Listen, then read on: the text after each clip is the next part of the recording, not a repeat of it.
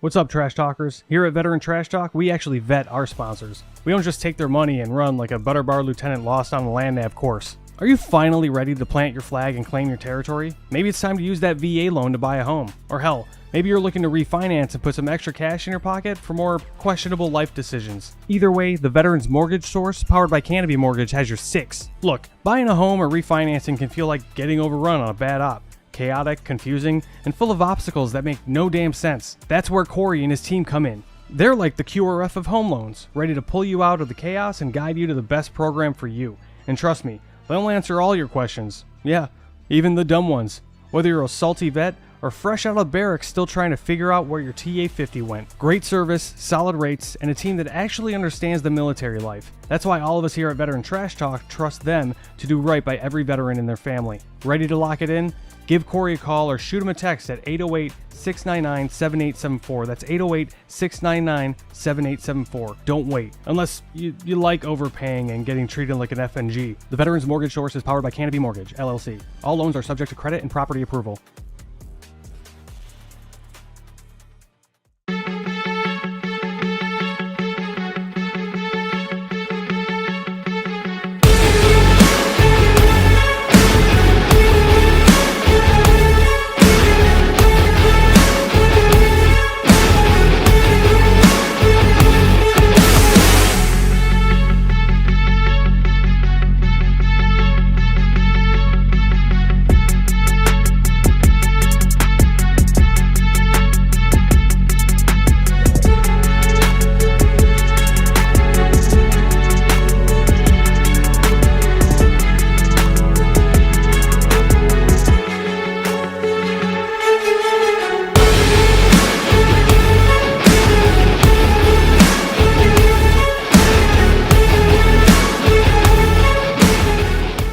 What's up, Trash Talkers? Listen, it's impossible to fight, okay, if you don't know what you're fighting for. Does that make sense? Like, if you're in the dumps and you're struggling with mental health, things of that nature, it's going to continue tearing you down, all right? Because you're consistently trying to fight something, which is that demon, which is usually something from the past, right? Maybe that why needs to be fighting for your future. Let that be your why. Get the hell up and start fighting for your future. Stop fighting things that happened in the past. Easier said than done, right? Go seek help. It's okay not to be okay. A lot of people need to hear this. You are more of a warrior and a fighter if you stand up and say, hey, this has to stop. I need to go seek help. The stigma, everything has changed. It's okay not to be okay. And so my honesty cap is dedicated to a little, we'll call it a public service announcement for civilians and other people in the military. There are a few people that you should always take their stories with a grain of salt. Vegans, CrossFitters, and special operations guys that tell you that they were special operations without being prompted. And the first thing they say is, yeah, I used to be soft. Right. The only unicorn in this entire group is like a special operations guy that was like a vegan and did CrossFit. That guy's probably going to stay quiet for a little bit longer because he's confused as what he should talk about first. That's the only reason. Right. Anybody that says that they were soft without being prompted or without it being like a normal part of your communications is probably either an enabler or going to tell you a bunch of stuff that's not exactly true. What's up, Trash Talkers?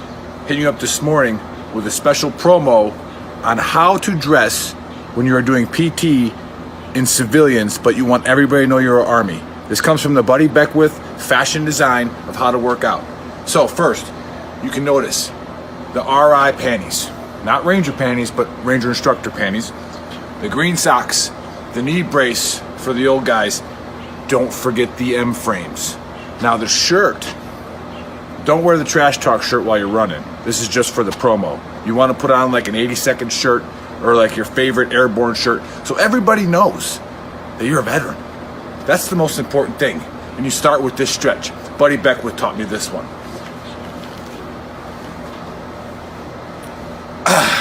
ready to go.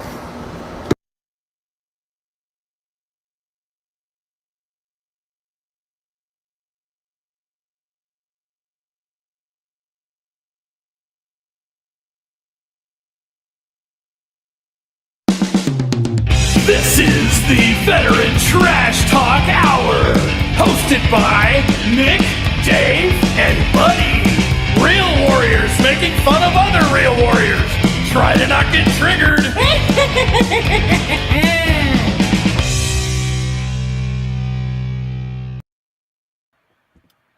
What's up, Trash Talkers? What is up, Gruntworks Nation? Welcome to Season 2, Episode 24 of the Trash Talk Hour. Special guest today is VTT's Other Than Honorable, Juston Grabber, and today I'm joined by Buddy, the Big Earl, and Send It 7. What's up, y'all? Happy Saturday. What's going on, everybody? Happy Saturday. What's up? Yeah. No internet in the Lawton Airport. So, How long did you get delayed, brother?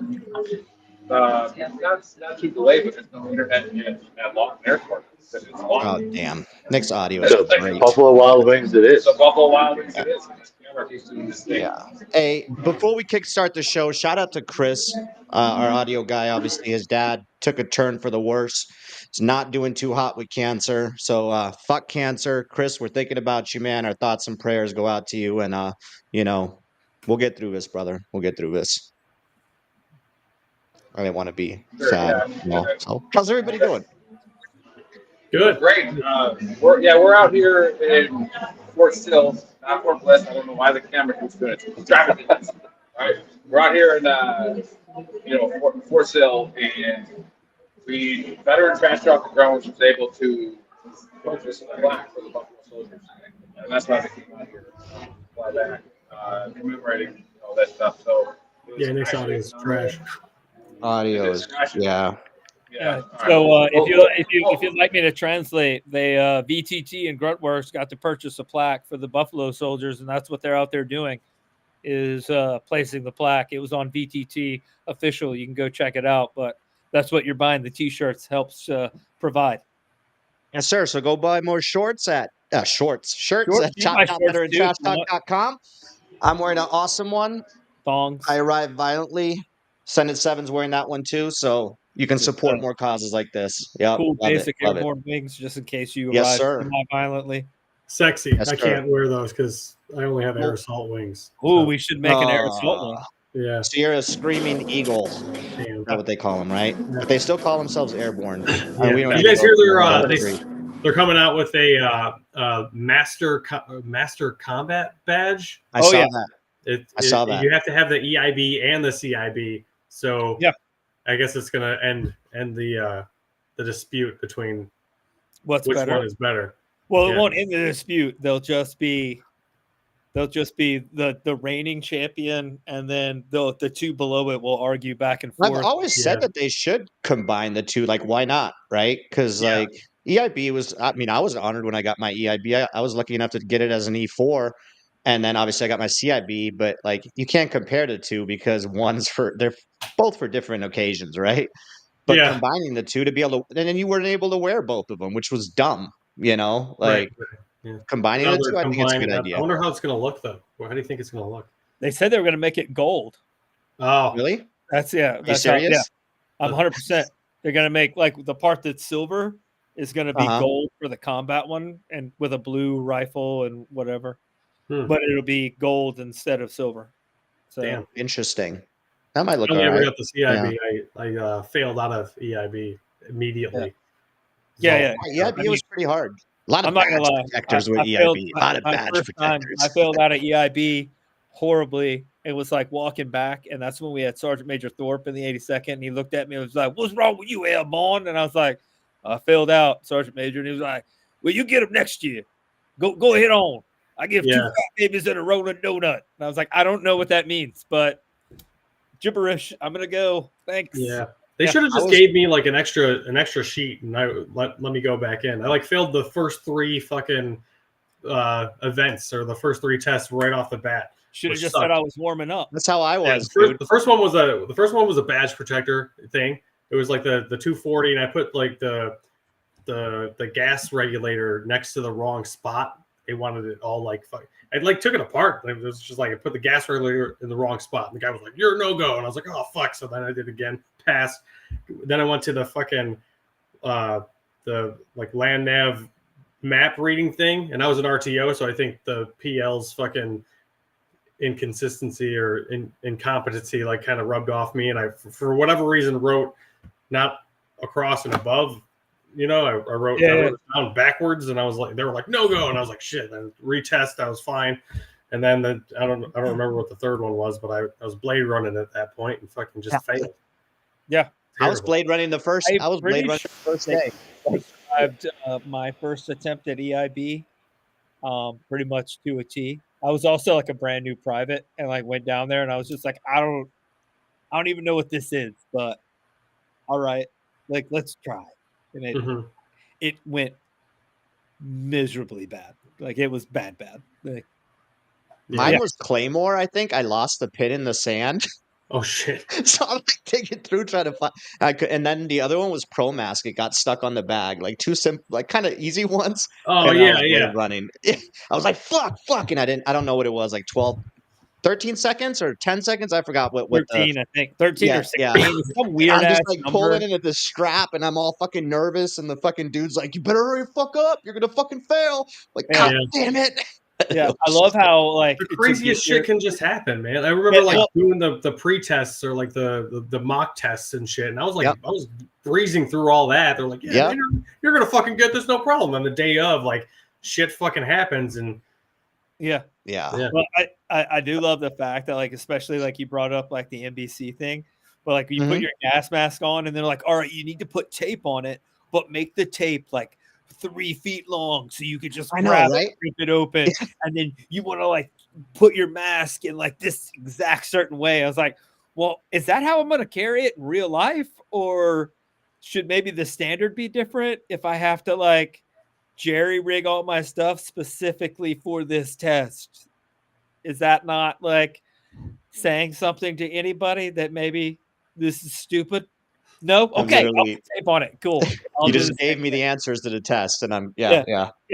I'll just stop. And then they changed it though. Then they changed because I was a grader for you, and then they went into like lanes. Like I preferred how they had it like individual things. I think the old, I don't know if they went back to the old one now, but I was not a fan of the lanes because I graded those. It's like you had like the patrol lane, you had the like.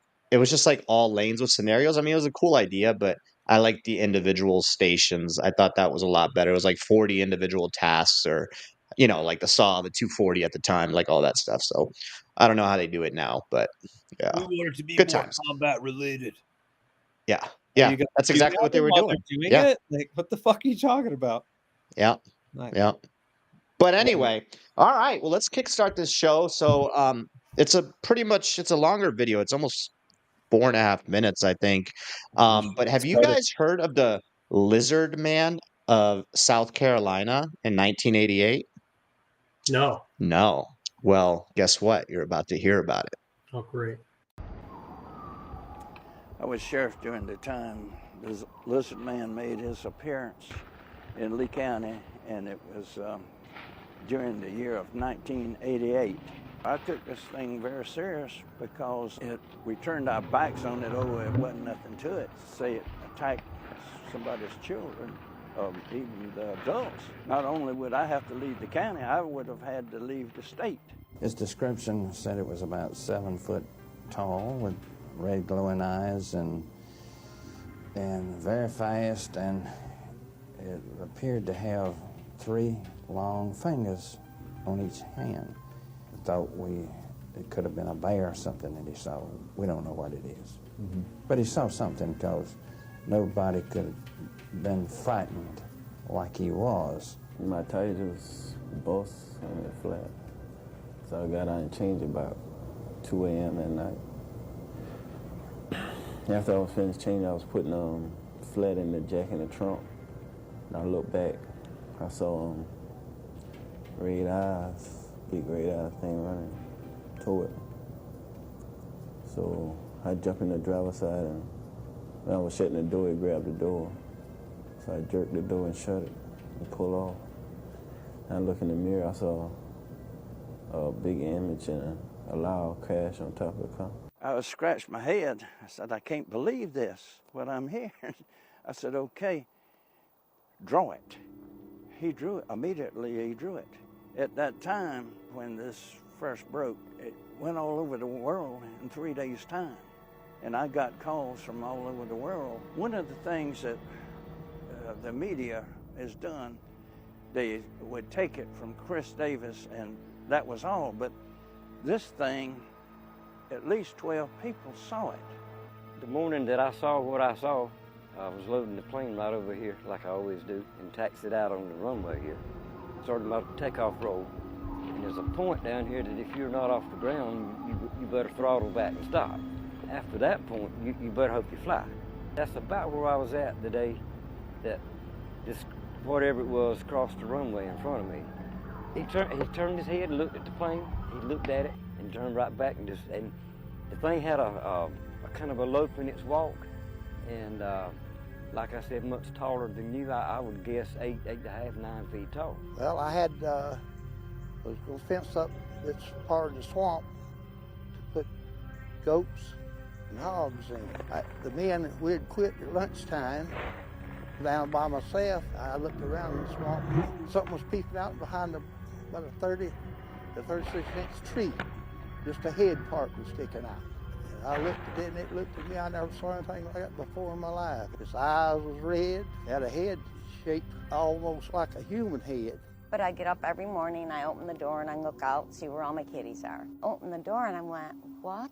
All their blankets and all their towels were all up and down the driveway. 10 minutes later, Bob was gonna go to the hardware store for me. He comes back in, he says, honey, put on your coat and shoes. I wanna show you something.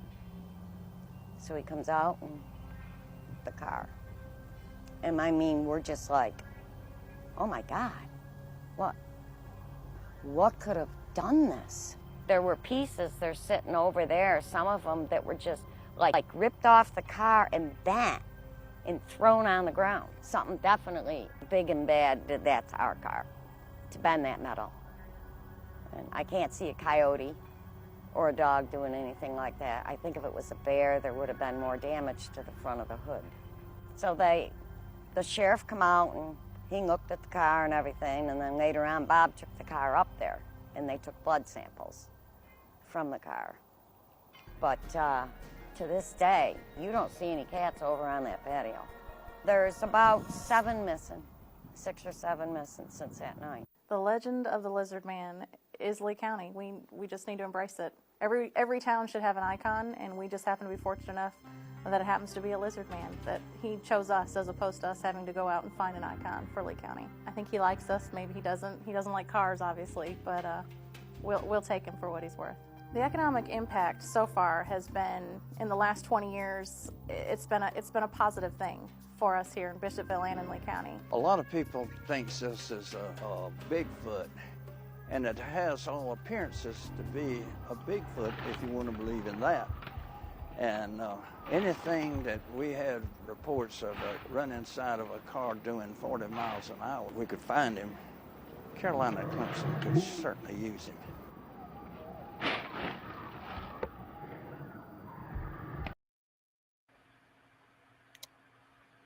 All right. What the crap? Yeah. So 12 people saw that opinion. thing, and that was the picture that they came up with? Thank you very much. That is the that's what part. I That's thought the biggest too. thing I pulled from that was they sketched it. This is what it looked like. And it was eating cats. I googled fucking what do lizards eat? It's like crickets, pears, spinach, fruit flies, parsley, cats. Not 8 foot tall lizards. I mean, you'd think they would still stay in the same food group, though. You know, like they'd be fucking vegan cricket eating bastards. Well, I guess vegans don't eat crickets, do they? I don't know. We'll let everybody give their take if they. I don't know, man. Like even with Bigfoot, I'm kind of like we should have like found him by now, unless like all the Bigfoots died out or whatever. But like a giant lizard running around and terrorizing people, like I don't know. Maybe it probably was a bear, and like one person mentioned lizard man, you know, and then a lot of people like locals just started to run with it.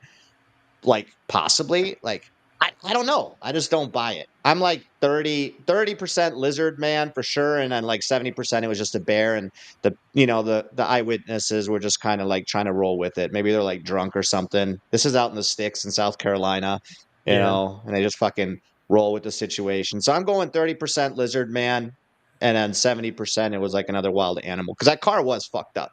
Like, what did that to the car? The Mhm. scratches car and was shit. fucked up, but it was also rusted to shit. Like, how That's long ago did it get jacked up that it's a good already point. like But that he rusted? told his wife, "Put on your coat. We got to go outside and check out the car." So apparently, it wasn't. That was their everyday car, from my understanding. So they Right. didn't have those What I'm scratches on saying there is, like, previously. every picture it showed, like, even in the front where the teeth marks were, like, it looked like saltwater damage to the front end. Like, it was like Yeah. rusted and like ripped apart, and then even under the wheel well, there was like a bunch of rust where it had been bent. And Would that be covered under like uninsured motorist? Like, you would think a wild animal attack on your car. I know that State Farm, they take care of it. They take care of Yeah. everything. That's yeah. good. Yeah. Ever had a lizard man attack your car? We've seen it. Shout out to You State know what I Farm. mean? If you're watching this, we just promoted you. So we're you always go. looking for new We need sponsors. that. Just We need saying. that Quan. USAA wouldn't have covered it probably. No, So probably not. Justin, what are your thoughts? We Definitely would have thanked you happened for or your no? service, What though. do you got? I think maybe the 12 people that saw it were on a mushroom trip, so that's why they all saw the same thing. Probably it had to have been. Yeah. That's the only explanation I can come up with. I don't think there's a lizard man yet. Yeah. I'm a It's little pretty bit cool. Like it more, was all in the cynical than newspapers and stuff, and definitely the word got out. But yeah, I'm not buying it either. Buddy, what you got? I'm more cynical than Justin. Like it. So there was a benefit to this lizard man, right? And nobody's seen it, but the whole town has economically benefited from it. Yeah, for sure. Oh yeah. So like They got shirts. They got shirts and stuff there may now. have been one dude, and I'm from the South, so I can say this, but I don't really trust anybody that talks that slow. And it's like, well, man, I was sitting there and I was trying to fly my little airplane and we're just going down. There's a point, man. I'll tell you what, you don't gas it or fucking stop, you're gonna die. So what I couldn't did, even understand what he was saying, but I looked good thing you over. picked it up. I looked over, man. If there wasn't a lizard man crossing the thing, eating a cat head, and I said, "Shit, I better gun it. I'm gonna hit the gas till I see Jesus or fucking get the sky." Like, I don't know. I feel like they wanted to upgrade the trailers, and they were just like, "We're getting 22s on these things." So yeah, Lizard Man it is, and they made some money off of it, and they were just like, "Don't talk to Roy. He's a crackhead." Yeah. Right. Unless there's like a nuclear power plant nearby, and somebody got like fucked up. That's just on Ninja Turtles. That's only Ninja Turtles That's or the only fish. thing. Yeah, Turtles I are don't the know. only thing that grow because of. You got the lizard man. You got the Loch Ness monster. You got Bigfoot. I do believe in Nessie though, but we could go on a tangent off of all these creatures. I think just they're, whoever's like prehistorical. whoever's kid drew the picture of the lizard man knew that his son was never going to make it as an artist, but then he was like, but I can make this lizard man thing come true. So like, you got to give kudos to the dad of that kid. You know what? Believe I'm it. not putting this on the fucking refrigerator. I'll put it on the news for you. You know? Yeah. Multiple papers. That actually would make a sick tattoo / fucking t-shirt. You know what I mean? Like, if it was on a t-shirt, I'd wear it. I'd wear a Man. t-shirt. That'd be a gym shirt. I'd wear 100%. Yeah. Oh yeah. Yeah. 100%. Lizard man pumping That's iron. good. That's good. The lizard man of 1988 in South Carolina. The mystery has been solved. Presented to you by Veteran Trash Talk. And here you go. Done. Didn't happen. We got it.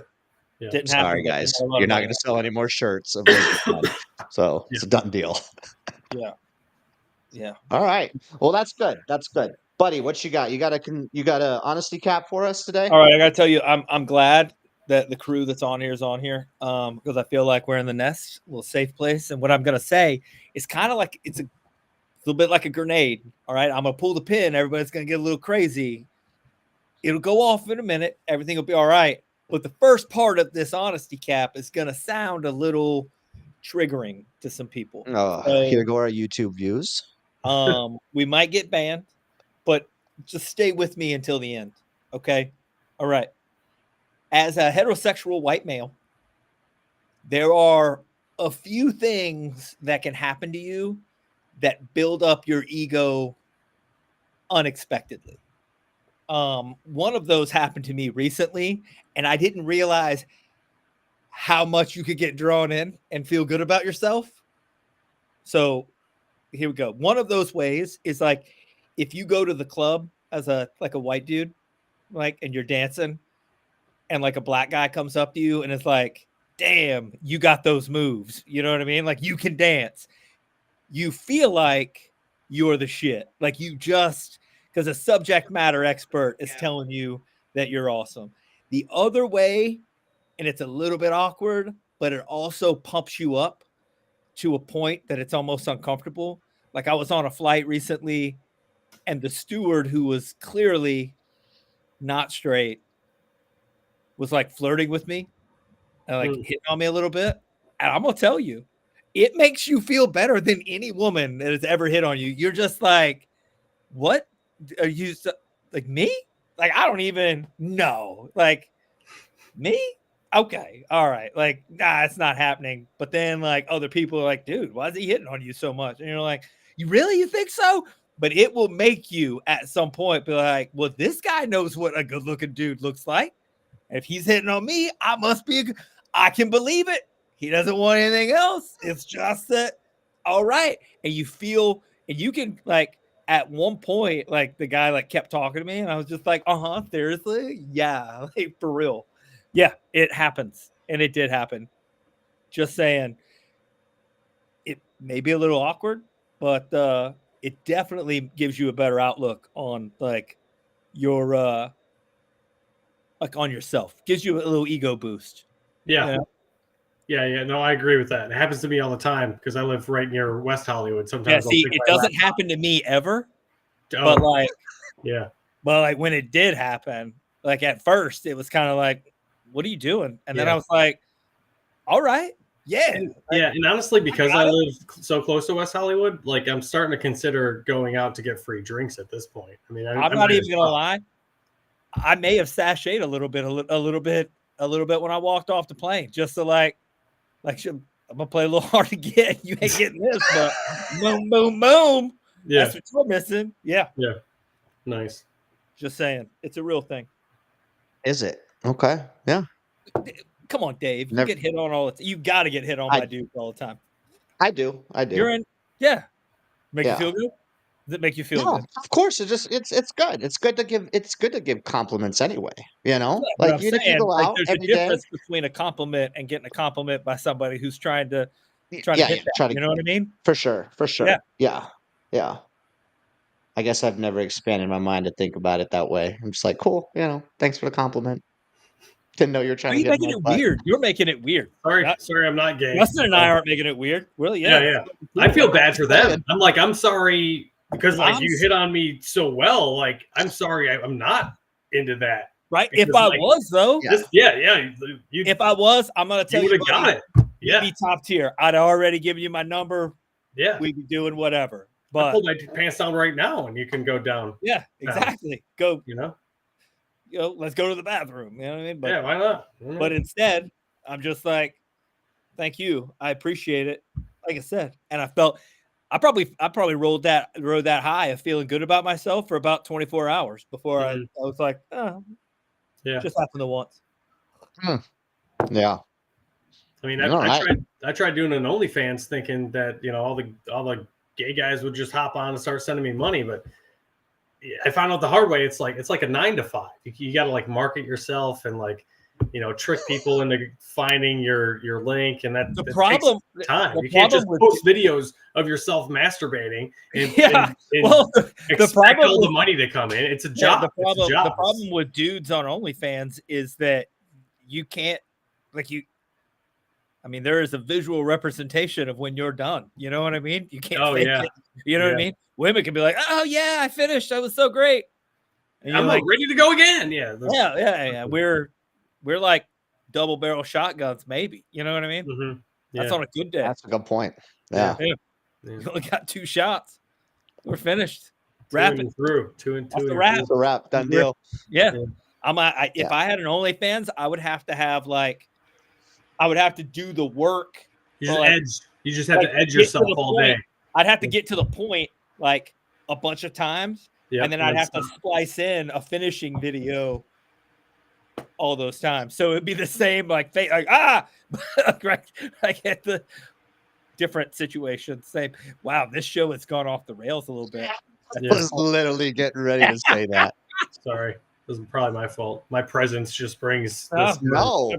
My presence We're gonna brings get all to the you. swimmers. We're gonna get to you right And now. I wasn't even in the Thanks for Navy. coming on. Yeah. Thanks for coming on. For anybody that's Well, watching, maybe you is recognize more his legit, face. like normal, like talk anyway. Like it is. This It is is like pretty what we would much. talk like Yeah. if we weren't on the show. Like, bro, remember that time we were in Iraq and you tried to go into it was like 110 degrees. You tried to go into the porta potty. You almost died, bro. But I finished. But I fucking I had a guy because I used to like mess around and make like girl porn names, like fuck me, that feels so good. And I had a guy ask me to go in the porta john next to him. He was going to pay me $100 to make the noises while he rubbed himself out, and I was like, no, that's like crossing the line. There's always a line, right? There's always one line that you don't want to cross, and like I'll make the noises, but I'm not going to do it while I know that you're doing. Like if I didn't like give me the $100, don't tell me you're gonna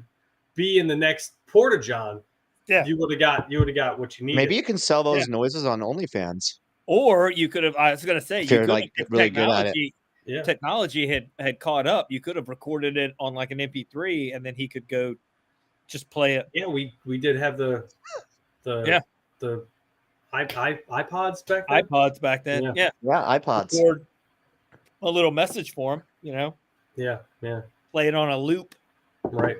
I think he's trans now. That guy actually. So this. I don't know. That might have been a little bit of maybe it's because I didn't do that for him. He was like, well, then I'm just going to be a girl now. I'll do it myself. Yeah, exactly. Yeah. Hey, I mean, it is what it is. That's all how you do it. Yeah. You know. Let's get to you, Justin. Welcome to the show, brother. How's it going, man? For anybody that's watching, Justin Grabber. Also, you might have noticed him from Graber. Combat Veteran. Graber. He makes the A and A. I'm going to say Grabber. Grab. If there were Graber? two B's, it would be Grabber, but they all German, call it would be private Grabber throughout. Is it an American name? I think Graber's Polish. Apparently, I'm Polish. I took I'm mostly Italian, Irish, and then I guess Polish is my dad's side. He always said Polish and French, but I did the 23andMe, spit in the cup, and French never even came up. So I'm That's wild. other shit though. Yeah, it's like I don't believe in that either. There's a conspiracy behind that one. Because my dad's like full-blooded Italian, born in northern Italy, and then like I came back like 6% Italian, and like most of me is like from fucking England, like British or whatever. It literally didn't make any sense. Like my dad's full-blooded, like born and raised in Italy. His entire family's Italian, and I was like 6% Italian. Well, Rome did might go be time up to there. get a blood test. What's that? Rome did go up there, and also Justin is correct. Maybe your dad is not your dad, and your real my dad's dad, man. The milkman. Yeah, I am definitely my dad. You've met my dad, buddy. You guys look the same. Yeah, for sure. Especially when we were younger.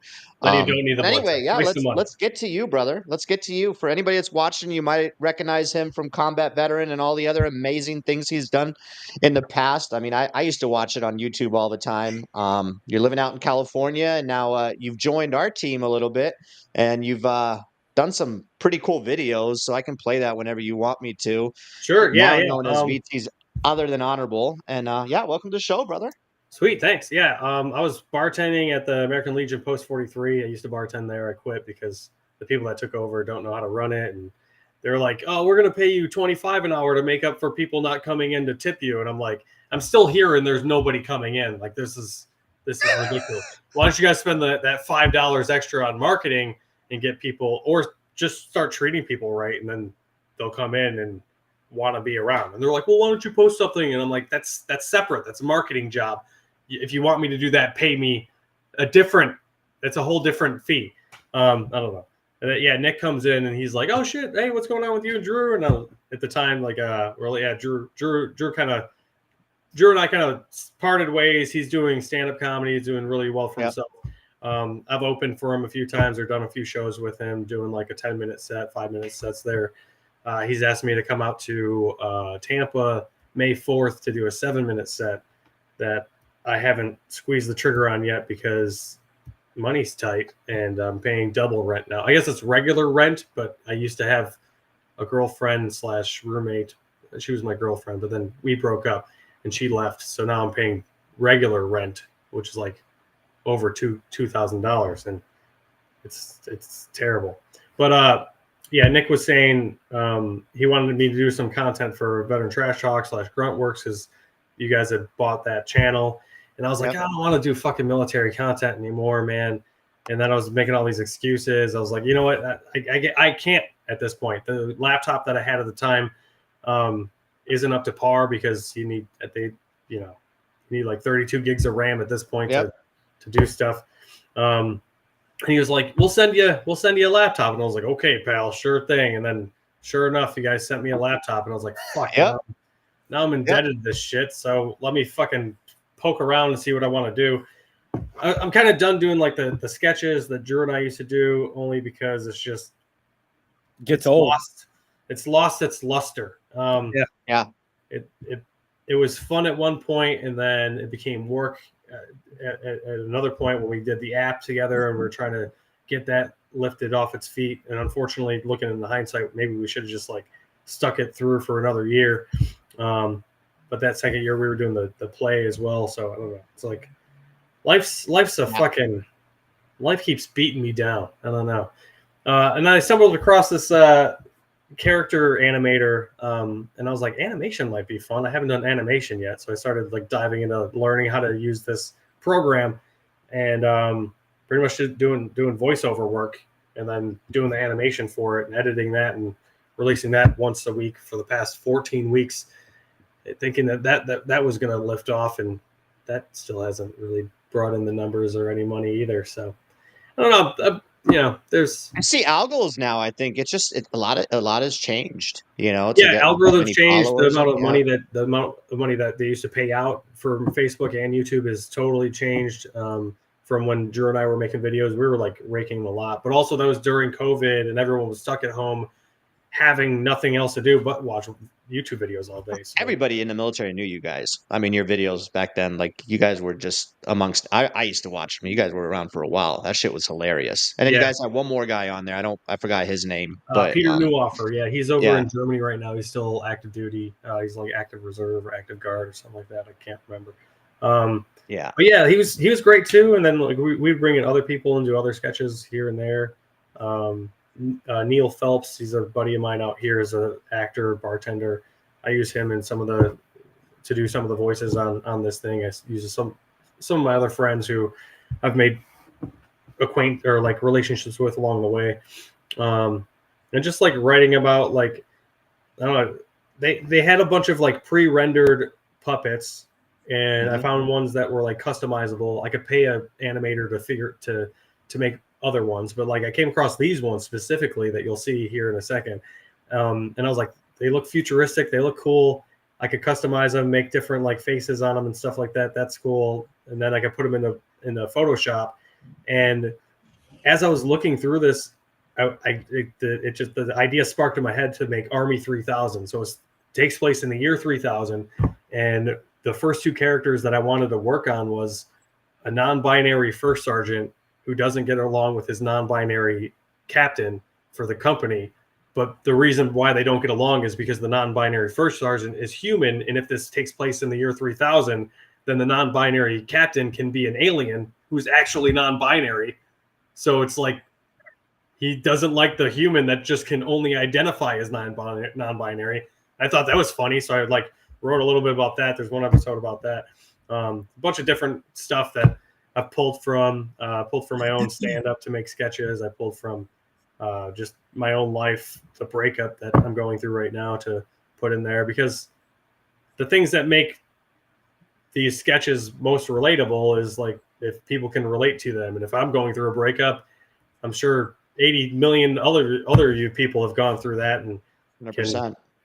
Can relate to it, or I'll pull from anything that's happening currently in the military. Like currently right now, the most recent episode is about the non-binary first sergeant is pissed off about trans people getting kicked out, and it gave me this idea to make. I was like, I need a new character, so I made a new character who was the chaplain, who instead of speaking with scripture from the Bible, he speaks with scripture from Creed lyrics. So the first sergeant's all pissed off at one point. He's like, what's the deal here? Like, why are you guys just kicking out people who can do the job? And he's like, we have to listen to the standards. The standards have been crying for too long. And the first sergeant's like, what have the standards been crying? And he's like, can you take me higher? And it's just stupid shit like that bounces around my brain that I put into these sketches to try to make people laugh and share and comment, but nobody's really done that yet. So maybe it's time I just want to be number one in something in my life. So maybe it's time I just like join the 44 veterans per day who are currently killing themselves. Just make sure I do it at 12:01 a.m. so that I'm number one in that, No. I know it's a little dark. It's a little dark. Yeah, that's dark as hell. Why don't we play the video, man? Sure, let's do that. All right, cool. Yeah. Yay!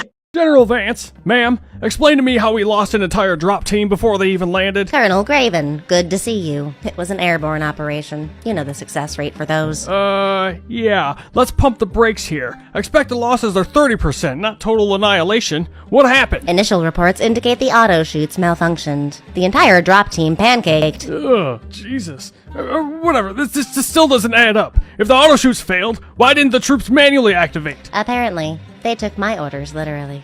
Trust, fall, and hope for the best. What? That's a figure of speech, ma'am. Not anymore. Oh my god. Please tell me this is the worst of it. Negative. We had issues with the glider squadron as well. Glider? What? General Vance, I told you it was a bad idea to bring back the flying coffin. 13 soldiers trapped in a brick with wings. The only means to get that bird down is to crash land. It's a death trap. Oh, come on, Colonel. Gliders worked great in the 20th century. Silent, unpredictable, ideal for stealth missions.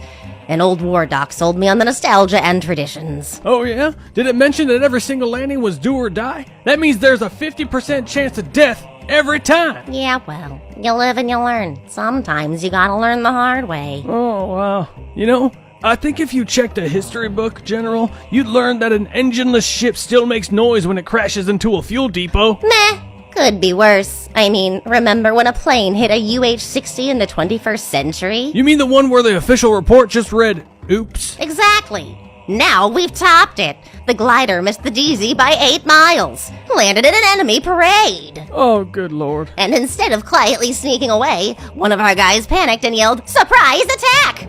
So now the enemy thinks we did it on purpose and they're retaliating. Fantastic. Any more bright ideas, ma'am? Maybe catapults next? I hear medieval tech is making a comeback. You joke, but... No.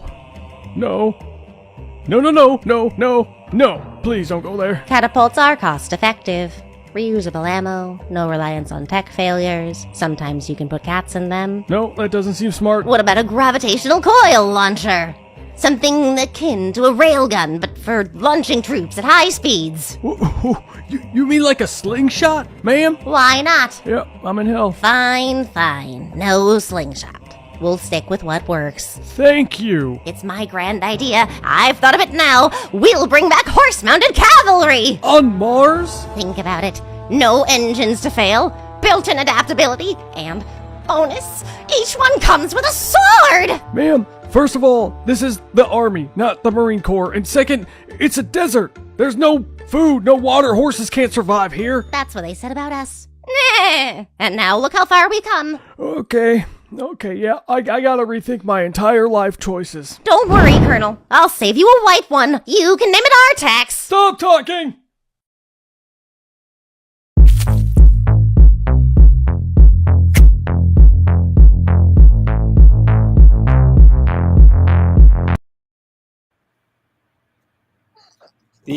The funniest part is when he's like, I'm in hell. I'm in hell. Yeah. I'm in hell. Yeah. Comes up in a couple other episodes too, where other characters say the same thing. Yeah. That's awesome. That's pretty funny. Yeah, like some of the stuff I'd like to be able to show instead of talking about, but that's too much animation, and I'm not even fucking. I just started learning this shit, so yeah. Keeping it talking heads is probably the best for me, because it's a time commitment. It takes me like probably 12 to 24 hours to get an episode out. Yeah, well, I mean, to be honest with you, some of the funniest clips that I've seen, like you remember when they did like action figure therapy or whatever? Oh, that was good. Yeah. Like, and it's just a fucking like they're not doing anything. The G.I. Joes, right? They're like, yeah. It's just a G.I. Joe standing there. It's not saying anything. Just like telling fucking like their day or like telling a story about like whatever. Like, so you don't need like it doesn't need to be a Pixar production to be funny. You know what I mean? Sometimes. Like, remember what was that that show that used to come on with the heads? They were like the split, and they were like fucking talking or whatever. It was like an animation. South Park had the Well, it was on South Park. I think they had another one like an offshoot, but it was the same shit. But it was just like little heads would just split, but they weren't really like, "Hey there, how are you?" Yeah, wow. Like so you don't need like to be Pixar to like make it. Just like if what you're doing is funny, people will at some point get it, but it's getting it out there to where people can see it. You know what I mean? Yeah, finding that audience of it's sci-fi meets the army humor kind of, but yeah, I chop them up into little clips too and put those up.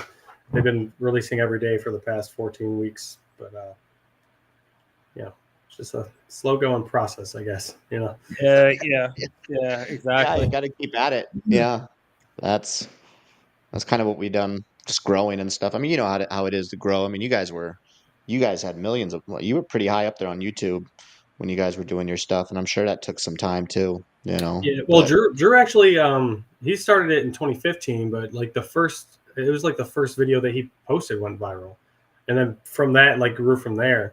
And he brought me on in 2019 when I recognized him on the street, and then started talking to him about like filmmaking and what I was doing with acting and stuff like that. And we ended up doing short films together after him bringing me on to a combat veteran to do sketches with him. And like the short films, I recently recut one of them and put them into film festivals, and it actually just won, or it got an honorable mention in an international film festival. And then it just won Best Narrative Short in another film festival. So I was like, fuck it, I'll pay the money to put it into a couple more to see what happens. Because some of the other ones that we had already put into festivals was also done during COVID. And everything went virtual then. So even though our short films were winning awards, they weren't, we didn't get that like network opportunity that you would get face to face. That's a shame because they were good. I downloaded the app because you came on our show and you guys were working on the app, and then I obviously downloaded it as soon as you guys got it out. And you guys had that one on there with the virus or whatever. I think it was. I think that's what it was. Yeah, that was good, man. Yeah, that's on my website right now. You could, if people wanted to go over there and like watch that one, you have to pay for it. But yeah, it's like a 20-minute short film about the virus, and that one didn't get accepted into a lot of film festivals. I wonder why. I think it was like too close to home, we made it sci-fi. I made it like the virus wasn't COVID, it was like something else, but like it was just too close to home and people didn't want to, they were too scared of it. But maybe I should fucking submit that to a few festivals as well as it happens. But also found out through recutting this other one and submitting this other one that there's a sweet spot of 8 minutes to 12 minutes that they want your short film to be. And every short film that Drew and I had done before was like 20 plus minutes. So that's a factor that isn't like written or anywhere on their sites. But you have to like think about when you're making a short film, like 8 to 12 minutes is a sweet spot. Like the heist one that I'm submitting now is like 15. So it's a little bit over, but it's good. And because it's good, that's why it's fucking getting into these festivals. And hopefully something comes of that. Something comes of all the other little tidbits that I've been doing. I'm working background again, which isn't fun. But the other day I was on Euphoria, and It was like a stripper fucking kind of scene, but the strip joint had gotten robbed, and I was playing like a cop, like taking notes or whatever. And then at one point, Zendaya's on set, and they were like, "Oh, we need some like bar napkins." And I hear a bar napkin, and I was like, "Fucking, where's the bar napkin?" I see it, and I was like, "Oh, bar napkin! I know how to make a rose out of a bar napkin." Start making the rose. Is there a fucking straw somewhere? Straw's over here. That's the stem. And then out of nowhere, someone was like, "Yeah, she needs to be holding something else over here." And I was like, "Right here. She could hold this thing, this bar napkin I just made." And she looks at it, and she's like, "Oh, this is cool." And I was like, "Yeah, I made it for you. You can take it." And then she thinks I'm kind of hitting on her, which obviously it's a fucking bar napkin rose. So obviously her mind would go there. And she's with Tom Holland. So I'm like, not really trying to do that. But she takes the hesitantly. Later on, she gives me this look and like a nod. And it was like a, maybe, I don't know, I can like understand it. Maybe she was saying like, "Thanks, I see you, but you shouldn't have done that." Maybe, I don't know. But anyway, I'm like, fuck this. I get home, I find her manager and her manager's info and email. So I email the manager. I'm like, "Hey, just to let you know, I was on set, gave her this thing. It didn't mean anything other than I appreciate the work that she's put into the industry. I haven't seen Euphoria, but I've seen like, what was that? Challengers, that movie. I thought that movie was pretty well done." Yeah. And yeah, she is hot. I mean, she's fucking tall too, 5'11". She's an actress. like, That's what they do. Like, I mean, there aren't a whole lot of like dogs. You know what I mean? Like, yeah, I'm not like that. Like, if you know somebody, I'm not trying to like sneak in there, but I know she is in a position to hear my other stories and maybe fucking, you know, maybe I get the chance help you out, it'll point you in the right direction. Yeah. Yeah, you know, like, so I'm like, "Hey, if she wants to get, if her and Tom would like to get fucking coffee with me, I'd love to fucking pitch them on some stuff, because Drew and I've done a bunch of work together, and I've got my own things working too." Mm-hmm. And I'm like, just when's going to be my time? I just saw fucking Matt Stone in his Tesla fucking driving, and we're driving in the same direction, and I was background on his shit like in December. So I roll my window down. He looks at me. I was like, "Hey, man, what's going on? Fucking, I was on your set. You guys doing reshoots soon? Because could use the work." But he's like, yeah, we are." And then I'm like, "Hey, so I've been actually trying to get in touch with you and Trey Parker to do fucking like a lunch." And then he gets all weird and fucking slows his fucking shit down, and I have to go. And I'm like, "Whatever, dude. Like, everyone's a fucking." I don't know. I guess from that approach, maybe from his perspective, he might be thinking like, "Oh, this guy just wants something from me," and I do to some extent. But I'm just sick of. There's so much like gatekeeping happening in the world, and then unless you're a nepo baby or sucking someone's dick, you're not. Well, you're in an industry where like they're happy as long as you're not, they don't think that you're taking a role that they may want later, or like you're going to be more successful than they are. So they kind of gatekeep like who's coming in, because they, I mean, if I mean, it want to be the thing that was forgotten about, like, because, you know, look, Justin's here now and everybody, like, he's the new Jason Momoa, like, right. You know, I mean, like, it does make sense from that perspective too. Like, if you're not part of a certain circle, and if you look at like, you know, Adam Sandler and all the movies that he's made, he uses a lot of the same people. And Drew and I got that like experience when we were doing the app together, because we were essentially the top of our own pyramid. And if you think about it, everything in life is a pyramid scheme. We were the top of our own one. We were able to, you know, outsource and give people jobs, and we're using a lot of the same people that we had used before, because we know that they're reliable and they're going to make it to set on time and not give us any issues or anything like that. So, you know, when you think about it from that perspective, it does make sense. And I guess I just got to figure out how to get in a circle without giving fellatio, because I don't want that to be much. Without being a little too pushy. Yeah. Well, I mean, you made your own circle at one point. Why not make your own circle again? You know what I mean? Like, if they won't let you in their club, just make your own club. Yeah, it's the money aspect when it comes down to it. If you don't have the money, that's another reason why I found the this animation app to like continue to stay somewhat creative. And because I used to do scene work before too, I would like write scenes and get those produced and filmed and edit those and release those.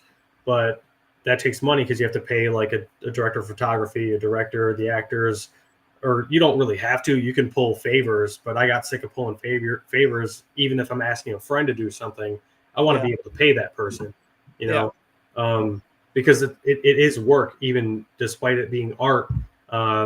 People should get paid for what they're bringing to the table, and I don't want to like take that step back to pulling favors again. I'd rather fucking but be in is a it position to is be it able to. possible to do what you're doing like in a different location that's not like are you comfortable in LA? Would it be better for you to go somewhere and make your own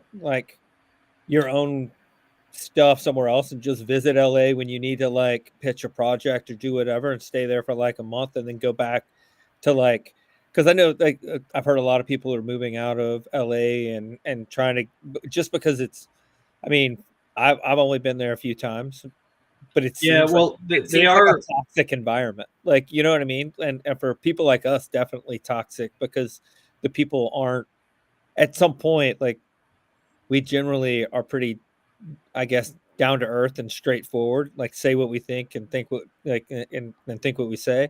Yeah. And then you go there where people talk out of the side of their mouth and like they'll say one thing, but that's not what they mean. Or like the fact that they can't even get a weird bar napkin fucking straw flower and not think that it, and you not have to think, oh God, she's thinking that I'm trying to like come in between her and her 100-millionaire husband. Like, like what the fuck? Even, I don't bring it. I can't like do it. how, like, I know for a fact I'm not competing with that. Like, I'm just trying to be a nice person. Like, you know what I mean? Tom Holland's But got like, way more webbing than I'll ever have. He could probably shoot more than twice.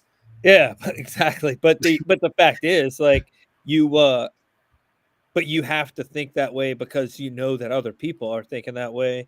And it seems like a toxic environment for I couldn't thrive there. I mean, yeah, I've racked it around in my brain so many times. I've been here like 12 years at this point, maybe a little over 11 years.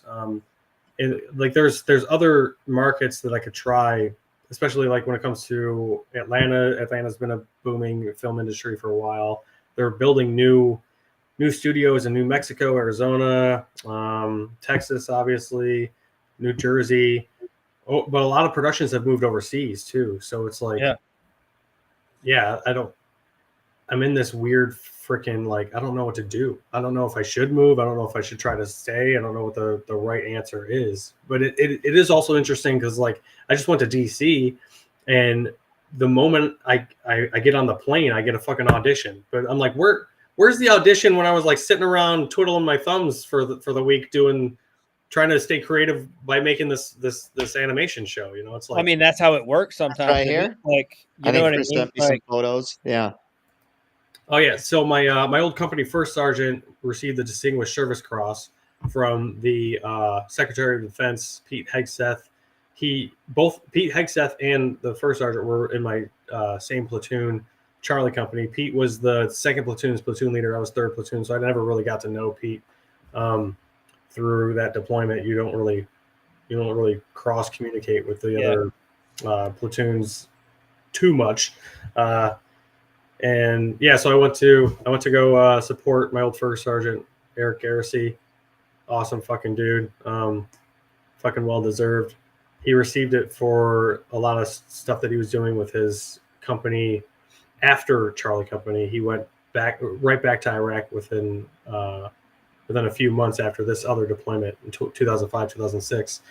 And he wanted to go back with this other company to prevent things happening that happened to our company, and myself included, where like I carried out that mercy killing and had to go to prison for it. And his company got into this hectic firefight that lasted over 6 hours, and the First Sergeant was up on the roof and getting shot at and helping people getting medevaced and all that stuff. So he received the Service Cross for that. And the other guy depicted here is my old former platoon leader, who I was the RTO for. He didn't go on that deployment. He ended up going to Special Forces. But he doesn't want people knowing that. So, whoops. Sorry. Yeah. Sorry, sir. Whatever. Yeah. So I don't know. Yeah, shit's it was kind of cool to go there. I almost didn't go, but Eric called me up and was like, "Dude, you got to come! Like a bunch of the Charlie Company guys are going to be here. This would be good for you." He offered to pay, and I was like, "No, don't. You don't have to do that. I do have money. I just don't want to spend it right now because everything's so tight with being in LA and paying a ridiculous amount of rent." But yeah, but that's what I'm saying. Like, it's so expensive there. Like, it seems like it would be like, again, like to me, the environment would be not great, and then the weather's really good though. The weather's. You know what they know. You know what they say about weather. There's a lot of places that have good weather. You know what I mean? Like, a lot of places that have good weather. Something's telling me to stay. Even like when Drew and I split up and he moved to New York City, I was racking it in my brain last year too, and I was like, maybe I should move to Atlanta, maybe I should move to somewhere else, London. And I don't know, something was telling me like, yo, this is your 10th year here last year. You should stay. I don't know why, because there's like not a lot of work right now. Yeah, but I'll figure it out. Yeah. What was your your audition? What audition did you get on your way to DC? Oh, it was for a Hallmark Christmas movie, filming in Atlanta actually. So we'll see if I get that. But my agent I recently signed with a new agent. She got mad at me because I did the audition and sent it in, but I got sick. So I let them know because I just like the lead from Integrity. I was like, hey, just to let you guys know, I have a cough, I'm a cold. This isn't filming till like 4 weeks from now. You could actually probably still hear it. I have a little bit of a raspy voice.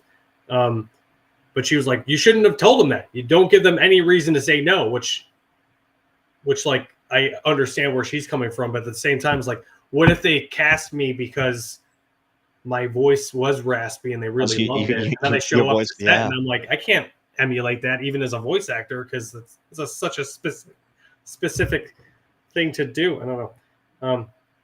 But yeah, I probably won't get cast for it, which sucks. Nah, you'll be fine. You'll be good. Yeah. Wow, man. Maybe I'm kicking myself in the butt here. I don't know. I'm just gonna go do more plant medicines and meditate and manifest my future. That's what I'll There do. you go. There you go. It'll all work out. At the end of the day, it's kind of like you hear it all the time when you're like when like actors are talking or whatever, and they're like, they struggle. They're down to like, I mean, look at like what The Rock or whatever, who was like, or not Rocky, like fucking Sylvester Stallone had like $12 in his account when he like got Rocky, or got paid for Rocky, and like, but it's all the time you hear it, like when you're trying everyone thinks it's like everyone thinks it's an overnight success, but really it was like a 11-year fucking journey. They'd been in Hollywood or in acting for 15 years and they finally got their break or whatever. But like every time I've ever like really listened to them or heard them, and like they tried really, really hard, and they had finally been like, you know what, whatever, if it happens, it happens. Great, I'll keep trying, but I'm gonna like do other stuff too. And as soon as they did that, it was just like people.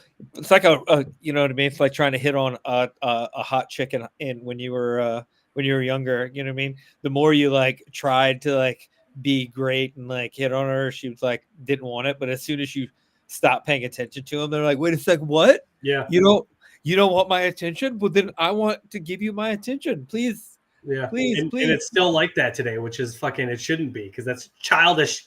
But that's how all these women are running around. Especially, well, maybe it's just LA women. Maybe I do need to get out of LA. Fuck.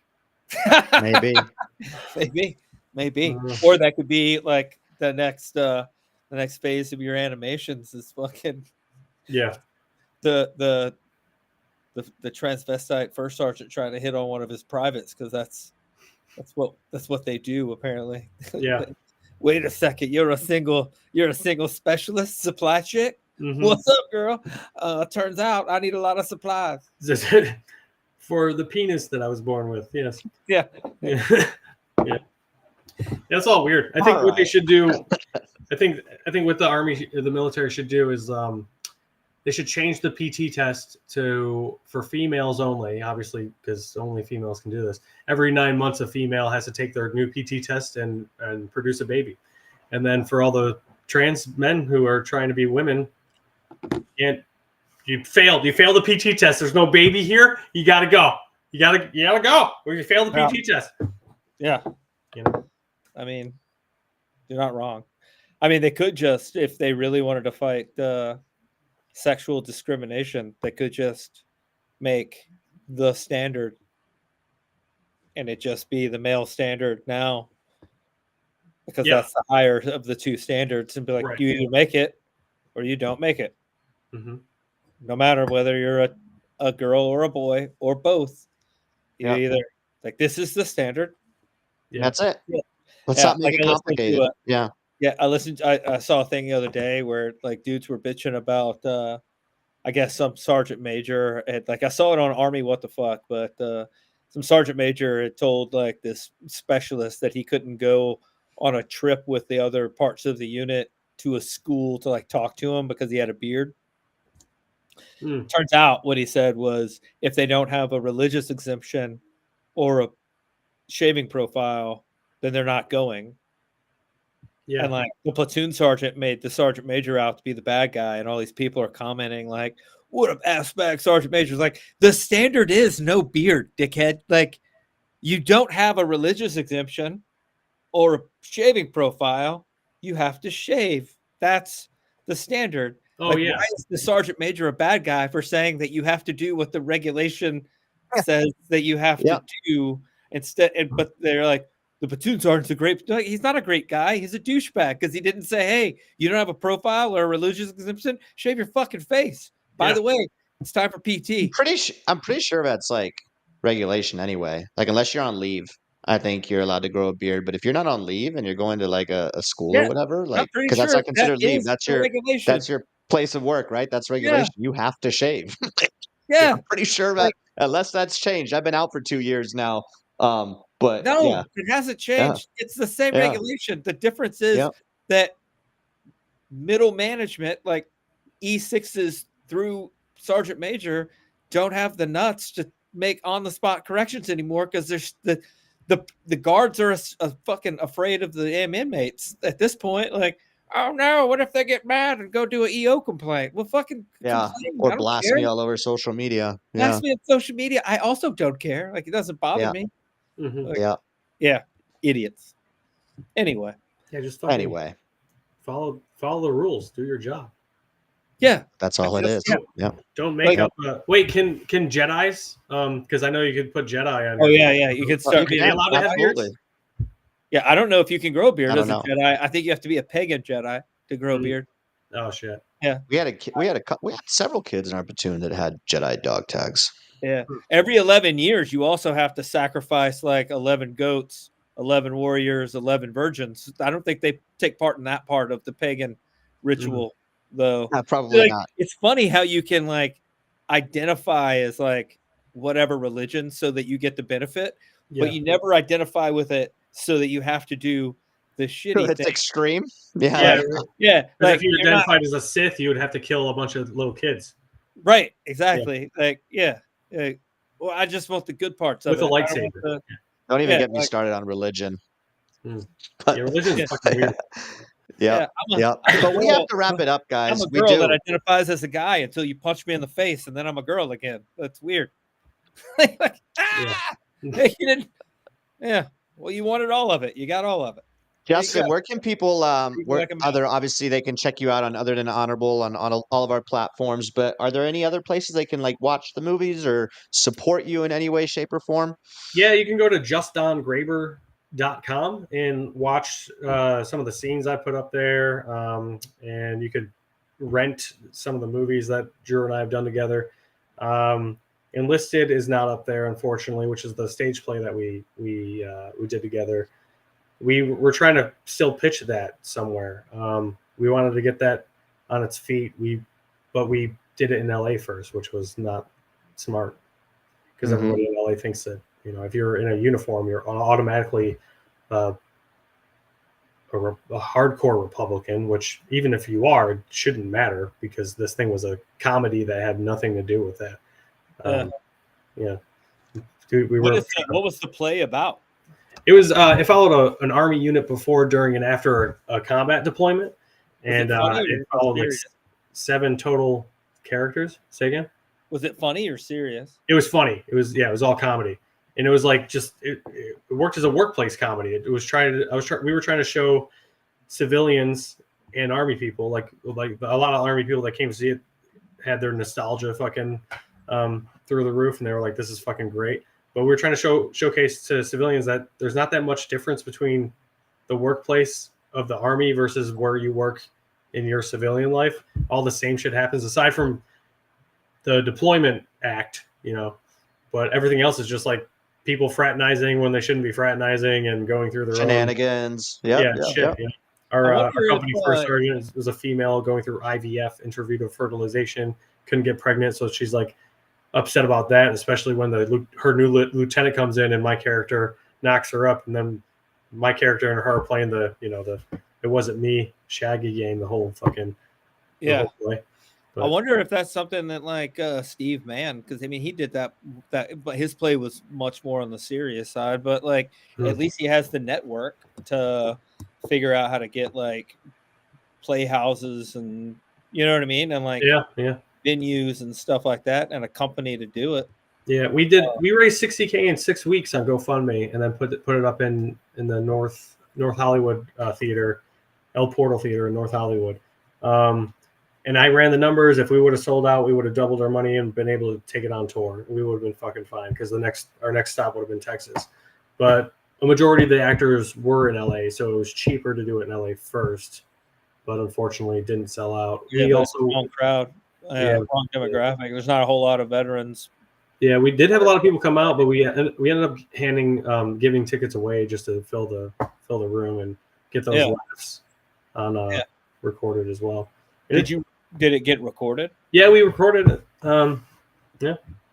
I wonder if you could because that would be something to put out to like other theater companies, like, and see if they have actors that would like want to try it. You know what I mean? Because there's other even Fort Campbell's got a theater company at the Roxy. You know what I mean? Mm-hmm. That they put on plays and stuff like that. Well, and Scott's got a whole crew for that, like you just mentioned. I think you call him Steve, but Scott's got a whole crew for that. Yeah, they've gone around the entire country, all sponsored by Gary Sinise. Yeah. And I went to one of their shows out here in Arizona, and it was amazing. What's the name of his play? The last man or something like that, right? Last Out. I auditioned for that. Out. He didn't fucking Eulogy of a Green Beret or something like that. Yeah. It was amazing. I auditioned for that. I didn't make the cut. Well, I'm just kidding. I mean, Scott's amazing. No, it is what it is. Like, stuff too. A little bit different when you're auditioning. I think I know that Michael Broderick got one of the roles in there. Veteran third actor, Marine guy, awesome fucking dude. I'm sure he's out there killing it. I want to go see that play too. Like the writing was pretty good. I remember. It's rough. I remember the play. I went and watched it. It's definitely on the like. I was gonna say it'd be great like yours and then that one, but if yours is funny, that would not go together at all. No, definitely not. Yeah, like that'd be weird. But I remember the writing being really good, and the scene that I had to prepare was like, I was like, oh shit, this is some real shit. This is what I connect to. So yeah. But like I said, but maybe go ahead, buddy. Maybe not as an actor, but definitely like as a network. Because you were talking about like getting in a circle, you already have like the requirements to be in that circle. You know what I mean? Yeah. Like you've got shared experiences, but and the portfolio work to back it up too. Yeah. So I would go with like at least send it to Scott, like the video, like, hey, what do you think? And like if you've got any like, how do I get to theater companies and kind of put this out? It wouldn't. I mean, it couldn't hurt. You know what I mean? Yeah. Yeah, we're pretty cool with him. So yeah, we can talk about that after show real quick or whatever. Yeah, definitely. Yeah. All right. Cool. Awesome. Well, thanks everybody for tuning in. This was a wild show. We were all over the place today, so I'm not even going to try to get into the AAR. I don't know if you want to cover that real quick, buddy, or if we're just going to leave it at that. Well, I mean, it'd be pretty easy. First of all, if you're in South Carolina, watch out for lizard men because apparently they're 8 feet tall. Well, they're not They eat real. cats. They're not real. They will run in front of your airplane. That's a bad thing. You probably don't want. Bird strikes are bad. 8-foot lizard strikes, way worse. Makes you feel good when gay dudes hit on you. It's a true thing. Dave, stop. I don't know why you're just shoving it down there. Maybe a wrong. Okay, that's a wrong choice of words. Whatever. You know what I mean. Anyway, but it does make you feel good, and it's fine that it feels that it's okay. Anyway, we're gonna move past that, and then we had Juston on, and we talked about his animated series, and you already put out all the ways to check it out, and then he's gonna leave LA before too long and move to Atlanta and be the next Hallmark movie star, and then he's gonna get his play out to Scott Mann, and you're gonna be able to see a little comedy at the Roxy in Fort Campbell. It'd be awesome. Anyway, and that's it. There you go. Great show. Wrapped Great up. show. For everybody that tuned in late, go to VeteranTrashTalk.com. That has a link I forgot something. Dudes on OnlyFans, you gotta get your finishing clip to tie into your just masturbation clip. If you want it. Now you can finish it off. Go Just to like my OnlyFans, VeteranTrashTalk.com. finish up. Yeah. Go check out all the links where you can rewatch and re-listen. All right, we're on YouTube. We are shadow banned over there. So if you are watching live on YouTube right now, I didn't even check how many viewers we got on YouTube. Subscribe, like, do all those good things. I don't know if we're live on TikTok today either because I'm streaming this whole thing. Usually Chris does this. But just go to VeteranTrashTalk.com, like all of our platforms. We appreciate you watching. We'll be back next Saturday. And go to shop.VeteranTrashTalk.com. That's where you can get all of our awesome merch. Today I'm wearing I Arrive Violently by Gruntworks. And we'll see you guys next week. Airborne. Boom. Bye. Aerosol. Born? Aerosol. What? Aerosol. Rock sign. Airborne's